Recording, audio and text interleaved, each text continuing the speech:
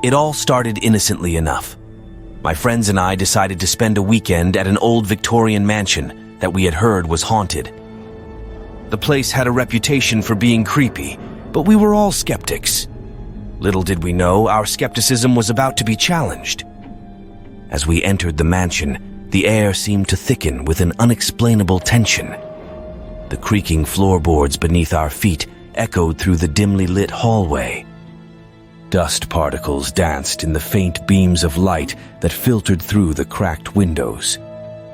We nervously laughed off the eerie atmosphere, attributing it to our overactive imaginations.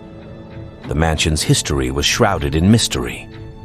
Stories of tragic deaths, strange disappearances, and unexplained phenomena surrounded the property. We brushed off these tales as nothing more than local legends meant to attract thrill-seekers like us. Little did we know that the stories were a prelude to the bizarre events that awaited us. As night fell, we gathered in the grand living room, armed with flashlights and a spirit board. We decided to conduct a séance, hoping to communicate with any spirits that may still linger within the mansion's walls. As we placed our hands on the planchette, a cold wind swept through the room, extinguishing the candles. The sudden darkness sent shivers down our spines, and an uneasy silence settled over the room. Part 2. Whispers in the Shadows. In the pitch-black darkness, we strained our ears to catch any sound that might pierce the silence. Just as we were about to dismiss the extinguished candles as a mere draught, we heard faint whispers echoing through the room. The voices seemed to come from all directions, as if the very walls held secrets waiting to be revealed. Tensions rose as the whispers grew louder and more distinct. It was as if unseen entities were trying to communicate with us.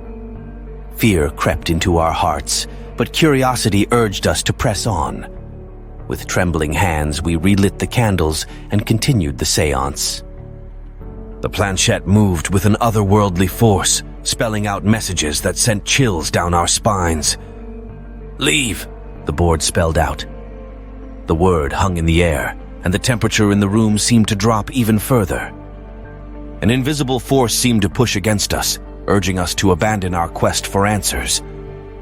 Despite the ominous warning, we pressed on, our desire for the supernatural overpowering our fear. As the séance continued, the mansion seemed to come alive with unseen activity. Shadows danced along the walls, and the air felt charged with an otherworldly energy. Our skepticism waned, replaced by a growing realization that we were in the midst of something beyond our understanding. Part 3. The Ghostly Apparition. As the night wore on, we decided to explore the mansion further. Each step echoed through the hallways, creating an eerie symphony of creaks and groans. The air felt heavy with anticipation as we ventured into a room that was rumored to be the epicenter of paranormal activity. Upon entering the room, a bone-chilling gust of wind slammed the door shut behind us.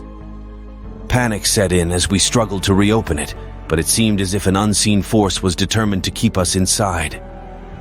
The room was bathed in an otherworldly glow, and a spectral figure materialized before us. A woman in a flowing Victorian gown stood at the foot of an antique mirror.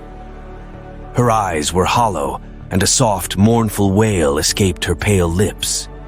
Frozen in fear, we watched as the apparition reached out, her cold fingers tracing patterns on the mirror's surface. The room seemed to warp and bend around her, distorting reality in a surreal display of supernatural power. Just as we mustered the courage to flee, the ghostly figure turned toward us. A blood-curdling scream filled the room, reverberating through the mansion. The temperature plummeted, and our breath hung in the air like a visible fog. The apparition advanced, and in a moment of sheer terror, the room went black. Part 4. The Unseen Force. When we regained consciousness, we found ourselves in a different part of the mansion. The air was thick with an oppressive energy, and an unnatural darkness enveloped the surroundings. Panic set in as we realized we were separated, each of us alone in the labyrinthine corridors of the haunted mansion. As I stumbled through the darkness, A disembodied voice echoed through the halls. It whispered ominous warnings, each word sending shivers down my spine. The mansion seemed alive, its very essence working against us. Shadows danced on the periphery of my vision, and I could feel an unseen force guiding me deeper into the heart of the supernatural. In the distance, I heard the muffled cries of my friends, each voice carrying a sense of desperation. The mansion seemed to play tricks on my senses, distorting reality in ways that defied explanation. The boundary between the living and the dead blurred, and I found myself caught in a nightmarish realm where the rules of the physical world no longer applied. As I rounded a corner, I came face to face with the ghostly figure from the mirror. Her mournful gaze pierced through me, and the temperature dropped to an unbearable cold. I was paralyzed with fear as she whispered cryptic messages, revealing glimpses of the mansion's tragic history. It became clear that the spirits trapped within the mansion sought to communicate the truth behind the paranormal phenomena. Just as the ghostly figure reached out, a blinding light enveloped me, and the oppressive atmosphere lifted. I found myself back in the grand living room, reunited with my friends. The mansion, however, remained silent, as if holding its secrets close. As we stumbled out into the early morning light, we were left to grapple with the inexplicable events that had unfolded.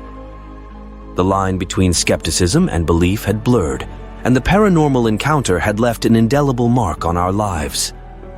The haunted mansion, with its whispers, apparitions, and unseen forces, had challenged the very fabric of our understanding of the supernatural.